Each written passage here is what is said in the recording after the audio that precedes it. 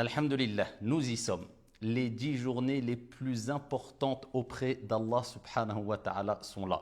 Pour l'année 2025, ces 10 journées-là devraient commencer le mercredi 28 mai, Inch'Allah ta'ala, selon la vision de la lune, donc la veille, le mardi 27. Donc normalement, ça devrait commencer le mercredi 28 mai. Le prophète alayhi salatu wassalam a dit concernant ces 10 journées-là que nous allons vivre bi'idnillahi tabaraka wa ta'ala, dans le hadith rapporté par At-Tabarani, les journées les plus importantes auprès d'Allah subhanahu wa ta'ala et au cours desquelles les actions sont les plus aimées auprès d'Allah subhanahu wa ta'ala sont les 10 premières journées de Dhul Hijjah. Ces 10 journées-là, il faut augmenter toutes les bonnes actions. Donc tout ce que tu peux faire et tout ce que tu peux dire parmi les paroles et les actions qui sont aimées et agréées par Allah subhanahu wa ta'ala, vas-y, profite au maximum. Et dans le même hadith, le prophète alayhi salatu wassalam nous a donné une indication très profitable. فَأَكْثِرُ فِيهِنَّ مِنَ التَّكْبِيرِ وَالتَّهْلِيلِ وَالتَّحْمِيدِ.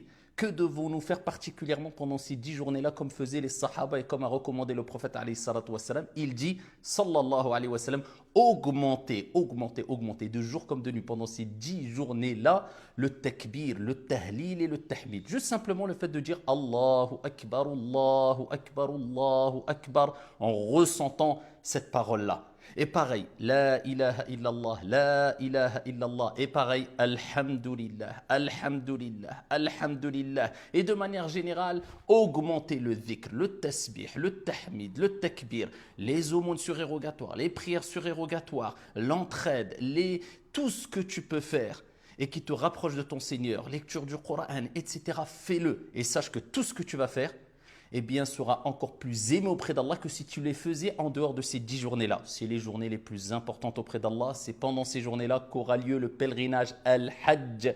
Et c'est pendant ces journées-là qu'aura lieu le jour de Arafat, qui est le jour qui précède le jour de l'Aïd.